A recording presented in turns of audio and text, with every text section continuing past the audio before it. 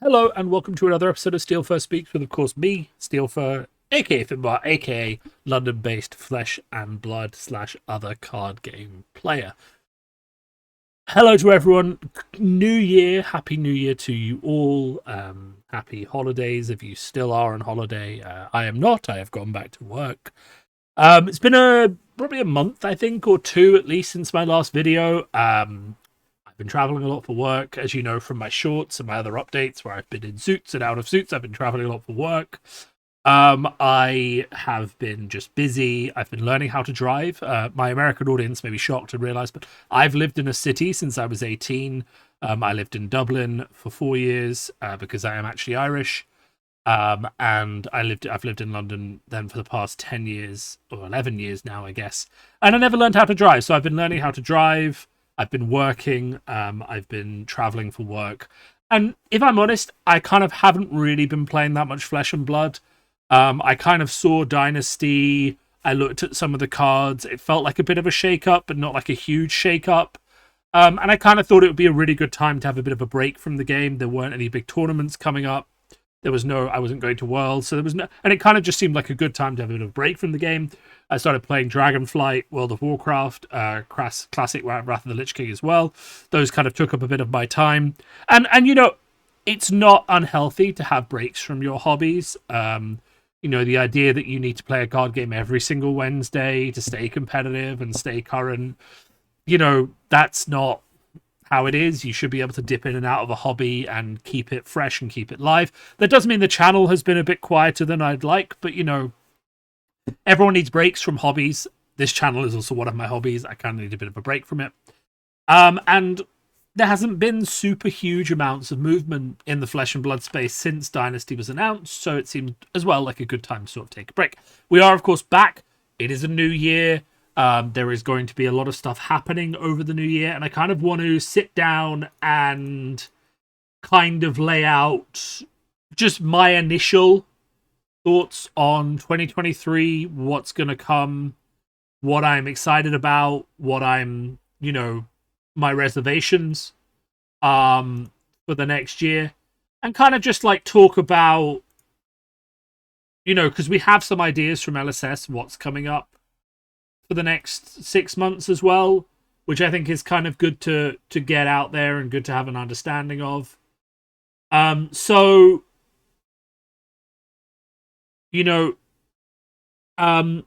guess the biggest news let's start with, Outsiders is coming out.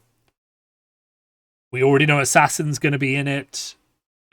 Mech is probably going to be in it because it doesn't have another adult hero yet. We might see another Ranger or another version of Azalea. As to what the third class, I'm going to say 3 classes at this point is going to be. People are thinking it's going to be Alchemist. So Alchemist, Assassin, and something else could be kind of an interesting set. Mixing things up a little. Maybe a Brute or something just to give us more options on that front.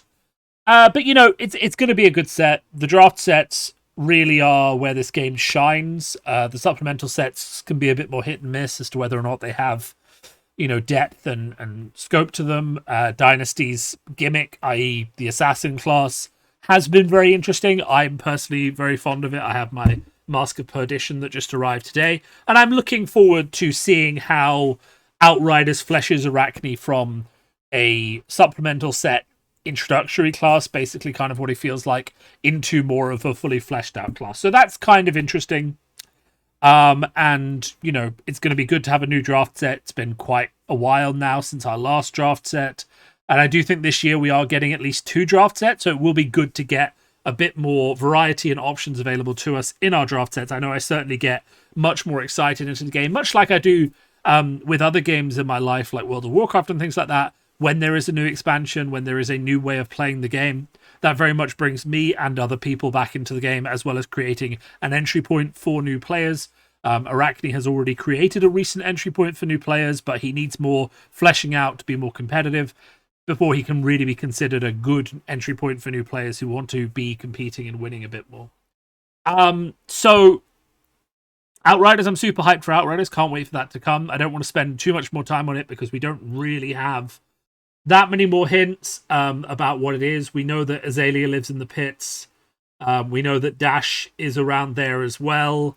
So we might get newer versions of both of those heroes. That would be quite exciting.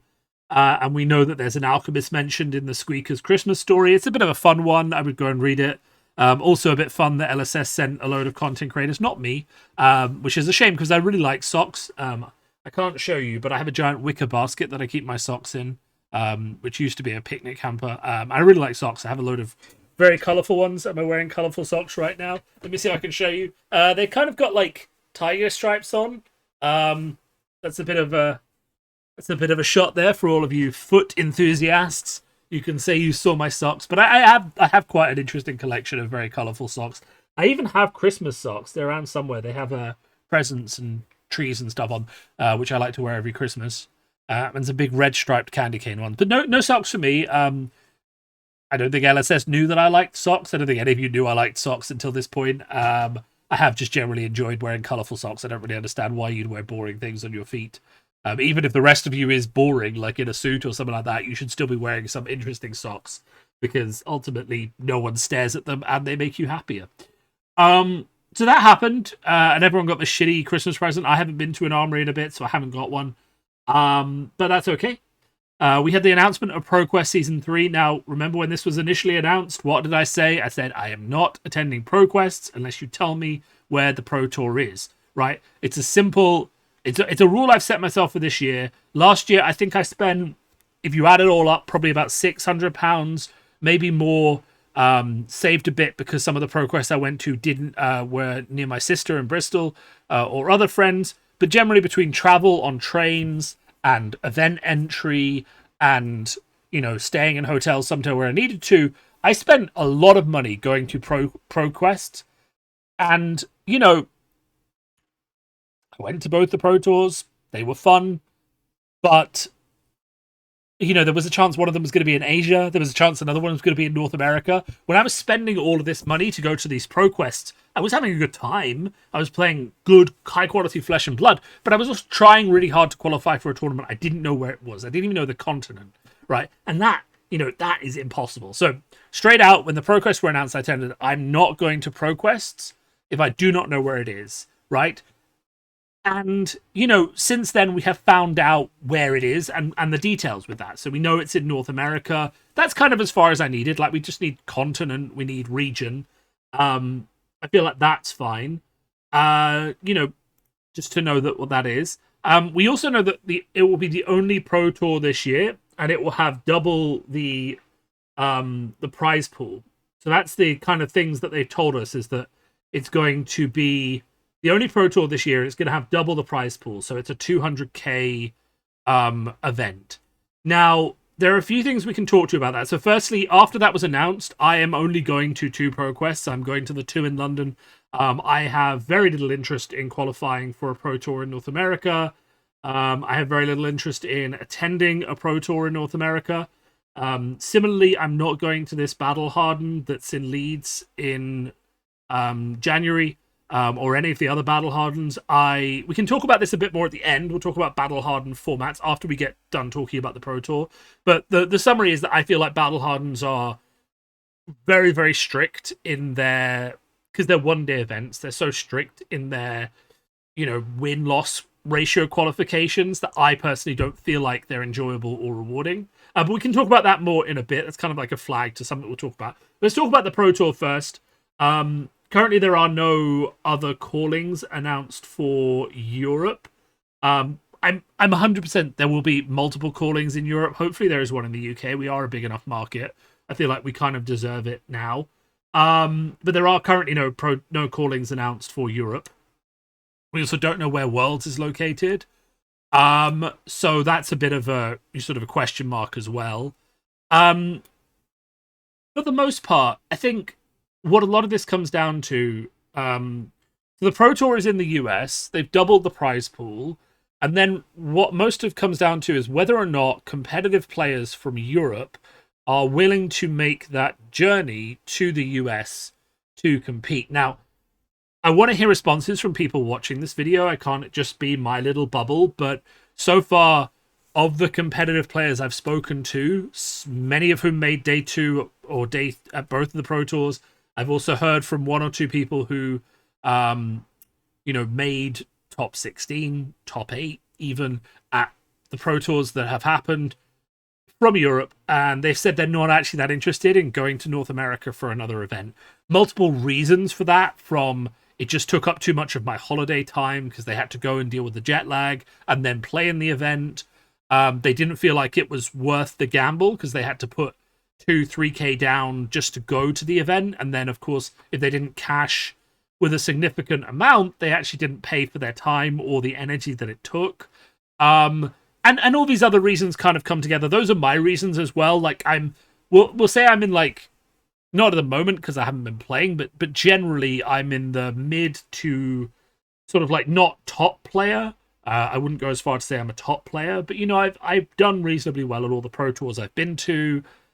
Reasonably good at playing good decks and figuring out metas and stuff like that. So I'm probably like just above mid-level player. Right, good enough to go to a Pro Tour, good enough to maybe win some money at a Pro Tour, potentially not good enough to win a Pro Tour unless I put in a lot of work, right? For me, the sort of person who would, I would fill out the ranks of Pro Tour attendees, and provide, and I have an opportunity to be a breakaway player. I will not go to the US for a Pro Tour. I just see myself spending a lot of money, a lot of holiday time, which I just could spend traveling in Europe or doing a much more effective value tour trip for me. $2,000 spent on a European holiday is 5 days in a really nice hotel in Slovenia with tons of great food and wine and hikes, and my girlfriend can come too. And we can do all of that for the price, right? So I'll just go ahead and say that for me personally, consolidating from 2 Pro Tours down to 1 is a huge misstep. If there was a Pro Tour in Lille, I would make it my goal for the year to get there above even Worlds. I didn't go to Worlds last year because it was too expensive. Above anything, I would make it my goal to like go to every Pro Quest, qualify, get into the Pro Tour in Lille. Because that weekend in Lille cost me £300, £400. Like, it has an airport, it has a train station.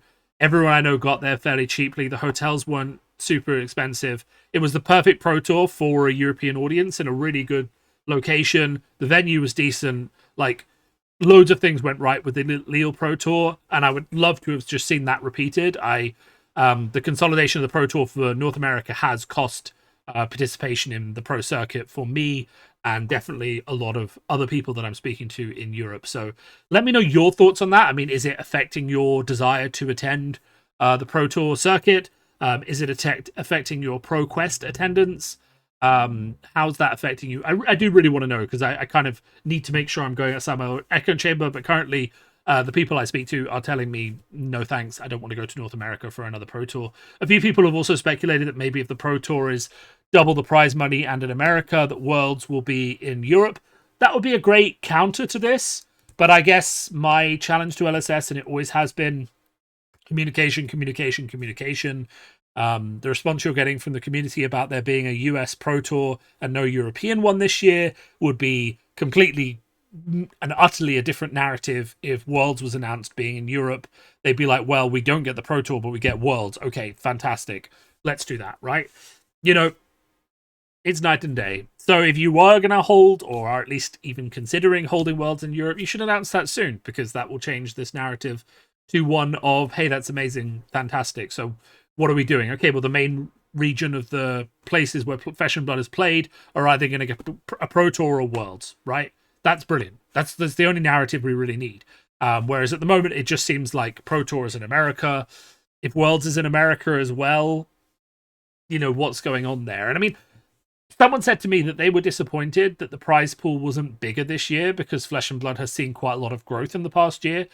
And like, there's loads of reasons why that could be happening. Maybe they've had to pay off their investors. They don't have more capital. They're running on their own profit now rather than the initial wave of investment they got. So they can't actually, surge. It's not uncommon for non-tech startups to not be able to raise more capital, or not even be able to, maybe not want to raise more capital and want to start running on their profits after they've launched their company. So, we may be in the time of Flesh and Blood now where they're growing the company naturally and organically on their actual own money rather than on debt. And if that is the case, then we may be in for a year or two of things settling into a solid rhythm. It's not a bad thing, right? It's not a bad thing if the prize pool stays the same, if they settle into a rhythm of 3 to 4 sets a year, getting the draft sets out there so people have a lot to play with, all of that kind of thing. Stability is good. But some people have said they were disappointed the prize pool didn't go up. I personally don't agree with them. I think that a lot of what we're seeing, for me, right, if you've got $1 million to spend on prizes, then you can run 2 Pro Tours, right? You've got $1 million to spend on prizes, you can run 2 Pro Tours with slightly less prizing, right? Very simple, very straightforward. If you've got $1 million to spend on events and event prizes, then every single region where there is significant player base, so APAC, Europe, and America, should have a flagstone high-tier event, 1 per year, that is the capstone event for that region that everyone knows is coming up like 6 months in advance, and they know that that's going to be their highlight as a competitive player if they can't afford to travel outside the region, right? That could very easily be a Pro Tour. And because for me, one of the main reasons you might consolidate events is that you feel like you don't have the staff or the resources, right? So, to run a Pro Tour and make it feel really special, all the LSS team has to go. I don't know that that's true. Or you need to have a large amount of time committed to organizing stuff. And we can kind of see that with the way that the events there were issues with quality at both Worlds and Lille less so, but definitely from Worlds I've heard there were issues with quality. There were issues at Lille as well, but those were mostly just due to and yeah, let's not get into that anyway. There were issues with Worlds that people have commented in terms of the quality of the event, the quality of the food, the pre-player banquet, the quality of the venue. All of these things take time to resolve and take man hours to resolve. So there is a likelihood. The event sector, for those of you who don't know, now I know because my company runs events as well, is incredibly understaffed at the moment, right? And what I mean by that is, obviously during the pandemic, everyone who was good at running events didn't have a job. And the people who were really good at running events took those skills in logistics management, all of those things, project management, time planning, people management skills, just got a different job. They just moved out of the sector. They moved into other areas. They're making good money in other places. Some of them didn't. Some of them stuck it out. Some of them it's their calling. But a lot of staff in the event section moved on. And we're not also... So I've talked about those people who could reskill and turn their skills to other industries. A lot of people at the bottom level who were needed to run events obviously didn't have the reserves to stick it out, had to change jobs to whatever they could find, and are working in call centers and, cleaning and doing all these sorts of jobs that, the sort of day-to-day event staff, the floor workers and stuff like that, can do because they need the money. They had to pivot into something. So the events industry as a whole is being crunched from multiple sides because of the effects of COVID.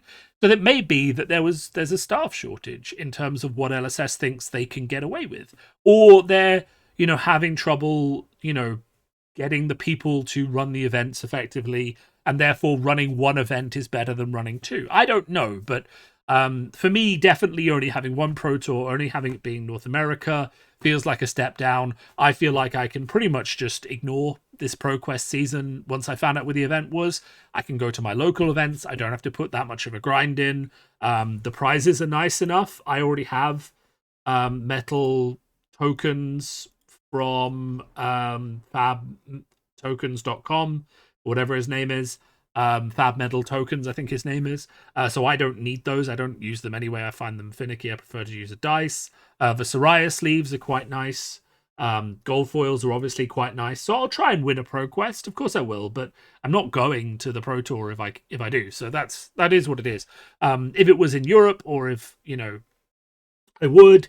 And, as a player who aspires to be at least semi-competitive, or at least competitive for short bursts, the fact that there isn't a European Pro Tour is a disappointment to me. But that being said, so I don't want to be completely negative. I am curious what they will replace it with. I don't think they can leave, the European scene without a high level competitive event, and it may just be that there's like 3 or 4 callings. But if we look at the last year in review, right? So, we're going to talk about Battle Hardens in a second, because that might be what they're replacing the Pro Tour with, is more Battle Hardens, which I think is a mistake. But let's talk about the year in review for me. So just so everyone's aware of my context and experience where this comes from, I went to I think 6 Pro Quests before Pro Tour New Jersey. I went to, maybe it was 7. I went to Calling Madrid, Calling Utrecht, Calling Krakow. I casted that one, so I was the commentator. For good or bad, it was the first time I'd casted something in person. It was a bit of a weird experience. Could have potentially made it a bit more, sensational. I know the US casters do a lot more actual, hype, where I'm more about the game and what's going on and things like that. But it was an interesting experience. I haven't had a chance to repeat it, unfortunately. As LSS seems to prefer the US casters more and just having the same team for every Pro Tour, less EU talent, or just didn't like the way I casted it the first time. I can accept both. That's fine. There aren't that many opportunities to cast events anyway. I'm getting sidetracked. So, casted Krakow, attended Utrecht, attended Madrid. I went to UK Nationals, of course. All the road to Nationals, I think I went to about 4. I went to 6 Pro Quests in the first Pro Tour. I went to about another 5 Pro Quests in the second Pro Tour.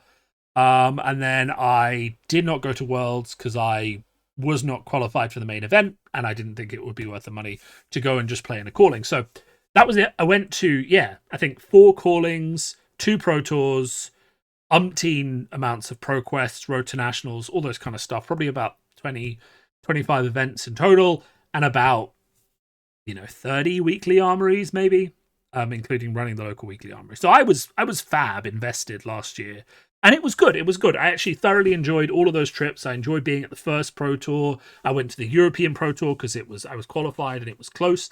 And I went to all these callings, and they were really fun as well. And in terms of like how those events rated for me, anything CC constructed, so Pro Tour up here, Road to ProQuest, etc. Perfect. The launch events for Dynasty and the launch events for Uprising, not so keen on, to be honest. Going all that way to play a large pre-release, essentially, which is very random in terms of what power you get, didn't really feel great. I would have much rather just stayed in the UK, gone to my local events with my friends. But I will say the Team Blitz event, super fun. Really enjoyed playing that. Team events in general, super fun. Would happily do more of those. The Utrecht calling was classic constructed. That was a lot of fun. Utrecht, fantastic venue, not too expensive. That very much became a very social visit because we were walking around in the Netherlands, getting drunk and stuff, and having a good time. And generally, the FAB events last year were a lot of fun, lots of socialization, lots of good times, right? But if you think about what makes an ideal Flesh and Blood event for me, as a, we'll say, semi-competitive / aspiring competitive player, the costs to get to the event need to be reasonable. And when I say reasonable, I mean reasonable in terms of I'm not, I'm well paid. I live in a nice city. My cost of living has gone up a lot with energy bills and food, but I'm still willing to spend £500 to £600 on a weekend with my friends in a nice venue in Europe. And all that really means is the event venue has to be good, has to have good bathrooms, and there has to be good places to get food, drinks, dinner afterwards, because that's where the majority of the fun is going to happen. We're going to go to the event, we're going to have a great time at the event playing the game. That's going to be a lot of fun. And then the fun continues in the bars and the restaurants of the local area around the venue. So if you're anywhere that has good food, like Lille was like that, Utrecht was like that, I'm going to spend that money. I'll go, I'll have a good weekend, I'll try and win enough to get some of my money back, right? That can be a calling, right? That can be a calling. The calling is not as sensational as a Pro Tour. I think less people came out for them, but I can understand replacing a European Pro Tour with a calling.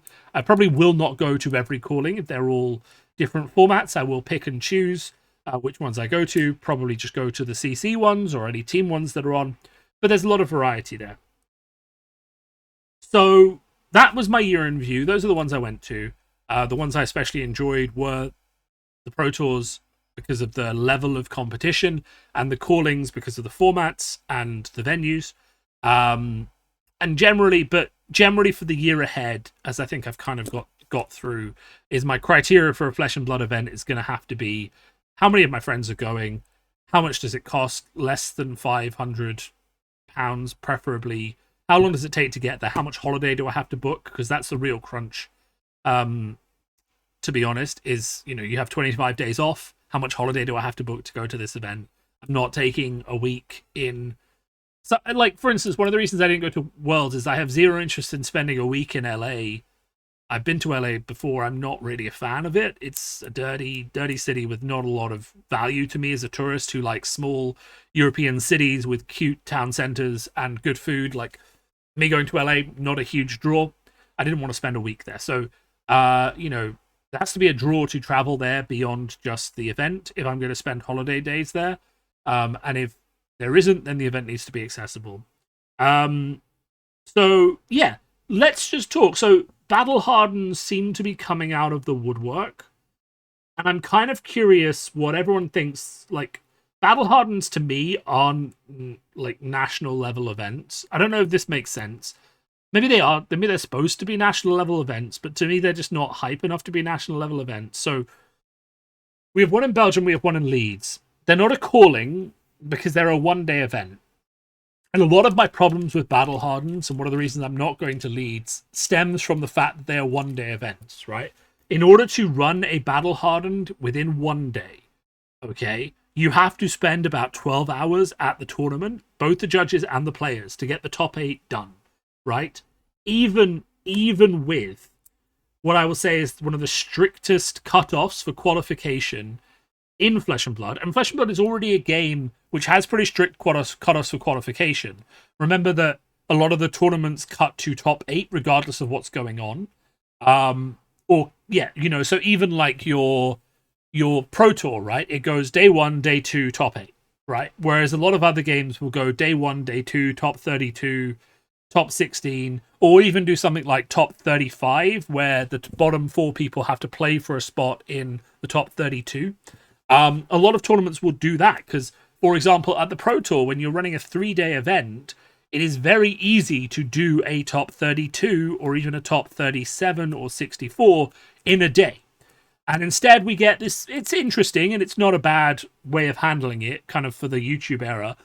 We get the whole top 8 on stream because we get top 8 match 1 through to top 8 match 4, and then we get, and every match is streamed, and that's not a bad way to do it if you have a day to do it. So that's kind of a pro and con. You do get to stream the entire thing, which is really interesting, but you could also use that day to run a top 64 or top 32.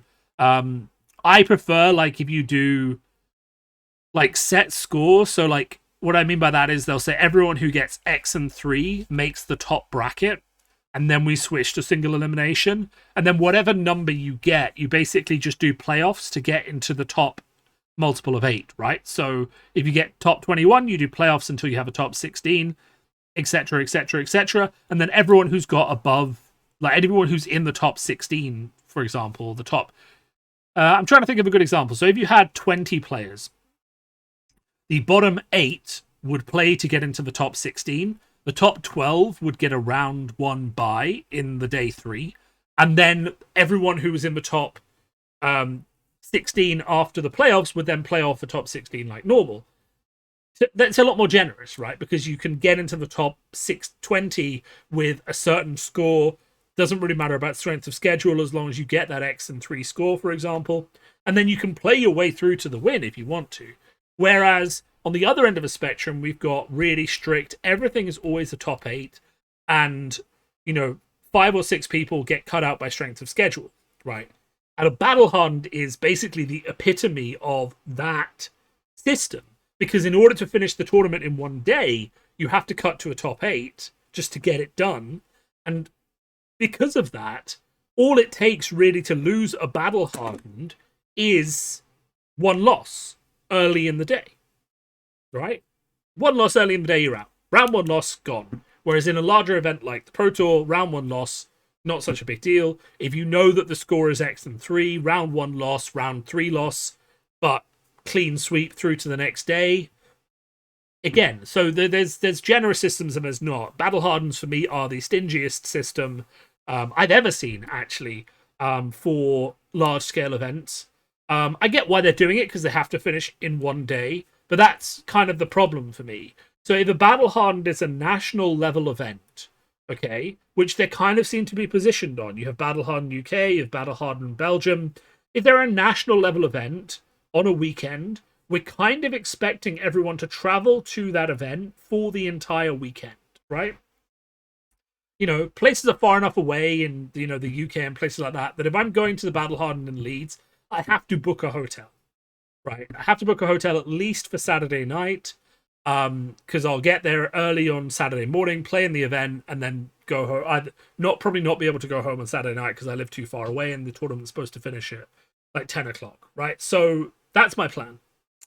Okay, if I'm doing that, I could stay on Sunday morning if I make the top cut. So I don't really understand this focus on single-day events. And also, like, the Battle Hardens that I've seen aren't even single-day events in terms of the event, right? Because they're running a Super Armory on the Friday night, they're running the Battle Hardened on the Saturday, and they're running a Pro Quest on the Sunday, right? So they're actually essentially running a weekend-long event, but it's split over 3 days, and I don't really understand that. It would be much, much better to have a calling instead of this Battle Hardened, basically. It would be much, much better to have a 2-day event with a much more generous cutoff. Because as it is, like, there's going to be a lot of people who go to this Battle Hardened, and remember as well, the prizes for a Battle Hardened are only for the top 8. There is nothing for anyone else. So a lot of people are going to go to this Battle Hardened because it's a big event, it's a social event, it's in the UK, it's cheap enough to get to. They're going to lose round one, and they're going to be told, well, you can keep playing, but there's nothing else for you. I mean, you don't get anything. You don't get prize tickets. There's no prize wall. You don't get... You literally cannot make the top 8. You literally cannot get a prize, right, anymore because you lost round one, etc. Right? You're literally done until tomorrow, until the next event. And because it's a Pro Quest the next day, the exact same thing could happen. So you have a lot of... How do I want to say this? For me, I think weekend-long events are kind of about hope, right? And it seems like a silly concept, but a lot of people who go to weekend-long events are not going to win that event, right? Well, I mean, everyone except one person is not going to win that event, but a lot of people do go for the casual and the social reasons, right? And it's important that those people have hope that they can get into a winner's bracket or a top cut, or they have a chance of getting a prize, or they could get something cool or something, hope, right? That they could do better or, you know, finish better and have some sort of reward for that, right? And I'm talking about the thing that keeps someone playing if they lose round one and then go 5-1 and finish 9th, right? They're not making the top 8 with a 5-1 score if they lose round one, even if they finish 9th, right? Assuming there's 6 rounds. But that person gets nothing. So, you know, much like I've done and other people have done, once you lose that round one of a Battle Hardened, you start to ask hard questions like, should I just leave? Like, should I just go and play a draft with my friends? Like, it is a... I think it's a soul-crushing format, to be honest, because it's so strict. And I think if you're organizing a weekend-long event, I don't understand it. Right? I think it is so much better to be generous with the cut and give people who are losing a game or two on day one a way into day two, with the idea that if they make day two, they can make the top 16, right? Or something like that they can push through. If your system is one where if someone loses one game early on day one, their purpose for going there in the weekend is gone because they can no longer make the top cut, I think you need to revisit what is the purpose of that weekend, because I think you have made it overly harsh and overly competitive, especially if there are no other reasons to keep playing, like points per win or prize wall points per win or a promo if you finish a certain number of rounds. I've seen tournaments that just said, look, if you finish the tournament, you get this promo. Here's the shiny card. If you finish the tournament, if you play all 6 rounds, you get this promo. People wanted that promo, they kept playing. It was that simple. Or you had to do at least 3 or 4 rounds, right, to get a promo. Or if you get 3 wins, you get this promo, right? If you get 6 wins, you get this promo. There's loads of ways of dealing with it, but at the moment, to me, it just feels very, very... I mean, I want to say tight, I want to say stingy. For me, it just feels too harsh. It just feels like it's overly punishing. And I think if Battle Hardens are positioned... And maybe this is me. Maybe Battle Hardens are way more competitive than I think they are. But for me, Battle Hardens... Like, there is a need for a large-scale social event that gets people in together from across the country multiple times a year to really feel how much of a community Flesh and Blood is. And the only way that those competitions work for me is if they're generous with the prizing, because the point isn't who wins. You know, obviously the person who wins the whole thing should get the gold foil legendary, but the purpose isn't really just to get a person a gold foil legendary. The purpose is to reinforce the game is growing, the community is good, make people feel special for showing up. And, you know, Nats is that, right? Nats should be the pinnacle of that, but Nats is once a year, and twice or 3 times a year should be the goal. Now, if you told me there's a big calling in the UK, first half of the year, Nats in the second half of the year, and everyone was like, okay, we're going to go to the calling, we're going to go to Nats. Those are our big social events. That would be fine. But if you're going to do that, don't do a Battle Hardened with prizes only for the top 8, because there's going to be a lot of people who just get knocked out straight away and going to feel really bad. So I'm not a big fan of the Battle Hardened format. Not just, I mean, I have been in positions of Battle Hardens where if I had won one more game, I would have made the top 8. That's fine. You know, I like the competitive feel of it, but I'm putting on my champion of the people hat, we'll call it that, where I'm talking about this from the general perspective of the community. I don't think being that strict with events that you want a lot of people to pay their own money and travel to. I know people spending £200-300 to go to the Battle Hardened in terms of hotel and train fare. I just think you need to be a bit more generous to get it across the line. Anyway, that's my thoughts on the Flesh and Blood event calendar this year. Obviously, Outsiders is coming up. Episodes will be coming out maybe every 2 weeks. We kind of need to see, because I'm a very news-focused show at the moment. We kind of need to see what news there is to talk about. I don't really, want to be putting out fluff that doesn't really have anything to cover. I am still, because you guys may not know this, is wrapping up. Wrapping up with a few bits of housekeeping, is that my most popular video series in terms of repeated views is still my new player guide overview video series, which you've probably seen. If you're not aware of it, it is very useful, where every hero gets basically a minute and then a 10-minute, gets a 2-minute take in a big video and then a 10-minute take in a separate video for themselves. Those get around 600-700 views a month, showing that loads of people are interested in Flesh and Blood, and people have been messaging me saying it was actually really helpful to learn what heroes were available. So that's getting redone. It's a slow process. I want to make sure it looks good, so it's getting redone in the background. I will hopefully be finishing that. My goal is to finish that when Outsiders comes out, so I will immediately be able to add the new Outsiders heroes into that without having to redo it once Outsiders comes out, right? And I'm making it more modular this time so that when a new set comes out, I can add new heroes in easier without having to revisit the entire video. So that's kind of going on in the background, because that's been proven to me through the messages I've got and the views it's getting. That is a very good resource for the game. So I'm redoing that, and that's kind of my main project that's going on video-wise. Other than that, I will be playing Flesh and Blood, just weekly armories and things like that. Because I haven't been playing enough, the Steelfur Supremacy line of playlists kind of fallen off. I'm not in a position to talk about the meta. There also isn't really a meta to talk about, but once the ProQuest season starts and gets underway and we're getting data from that, I will start to put out videos about how the game is progressing, meta takes and things like that. Once there is evidence and stuff to comment, so I actually have things to work with, I will start to give details. I know it's not so useful to people who want information from me on what to play at the ProQuest, but I can't give that information right now. I haven't been playing enough. I will say it doesn't look to me that Dynasty shook up the meta all that much. So I think if you had a favorite hero from pre-Dynasty, I would keep playing that hero. Maybe see what new tools they got in Dynasty, and keep going in that way. We had a lot of interesting tools in Dynasty, but a lot of them don't seem to have been realized yet in terms of actual power level.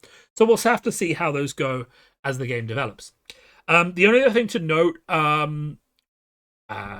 just in terms of housekeeping, is that my Discord still exists. I am in there if people want to come and chat to me. There is a link down below. It's not super busy, but there are some people who post in there, have some discussions in there. It is just the easiest way to get in touch with me, which is why I've left it open, even though it doesn't seem a lot of discussion. But if anyone who's watching this video thinks, how do I get in touch with me? Steelfur, Twitter or Discord are the two best ways. Either join the Discord server and have a chat with me, or of course message me on Twitter if you want to do a collab or you have ideas for videos and things like that. I'm always willing to talk about things, especially if it's a collab and I don't have to edit the video. I'm super happy with that. And the only other thing is I have closed my Patreon.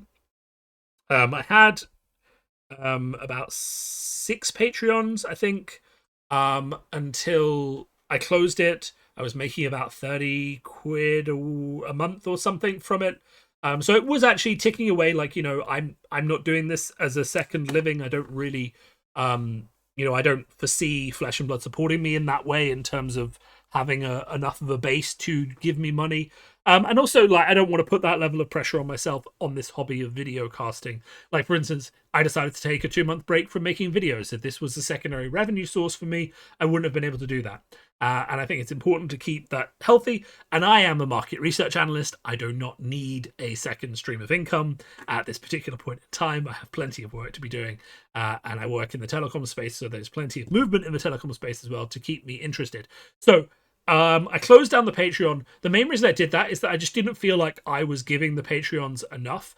Now, when I closed it, a few of them messaged me and said, hey, I was actually just happy supporting your channel. I was happy with the level of content you were putting out. I just thought it was a really good voice, so I wanted to give you some support. And I really did appreciate that, so thank you to the people who said that to me. I appreciate they were happy getting, nothing from me because I wasn't really doing that much. I think I posted a couple of meta guides up there, but I wasn't really updating Patreon only content that much. But they were happy to support me regardless, so I did appreciate that. But I really do feel like a Patreon is something you should get something out of.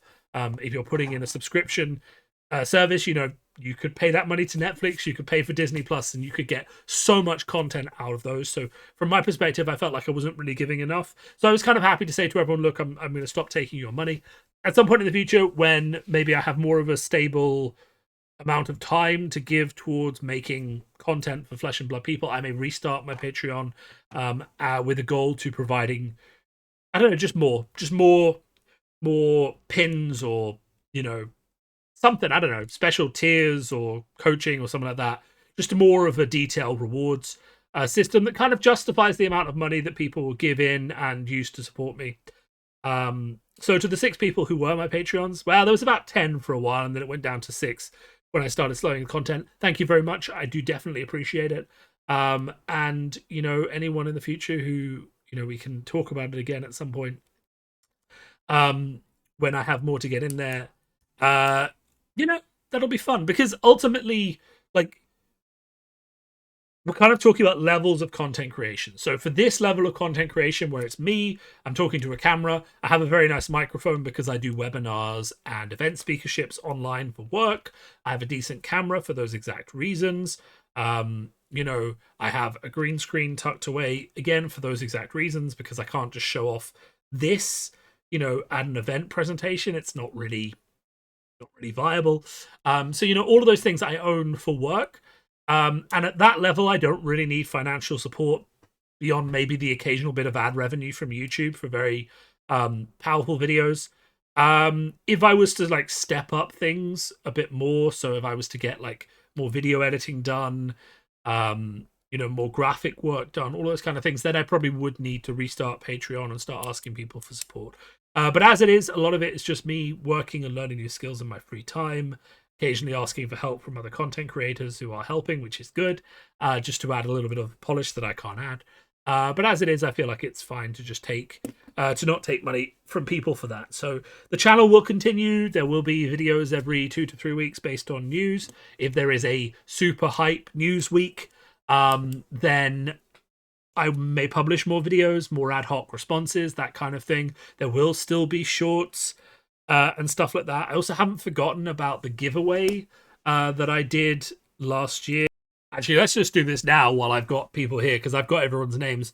As I said, I immediately went to Paris after this video, so I had to pause any plans to do my giveaway.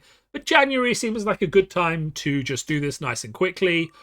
As a reminder, the person who wins this is getting a playmat. Well, he doesn't need it, but he can have it because he wanted it. So Michael Dalton for the Eclipse playmat. Let me just write this down.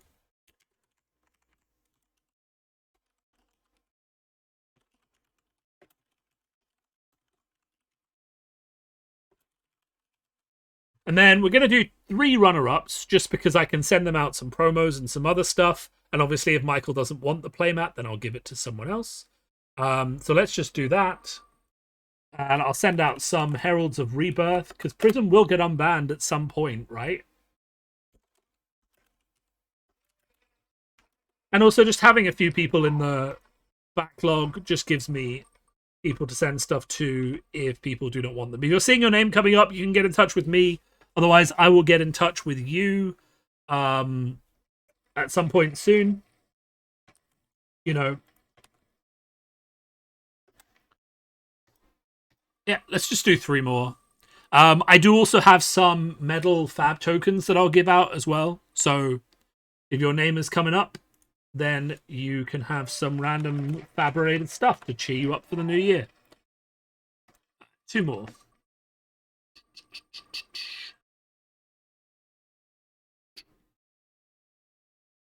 So. Okay.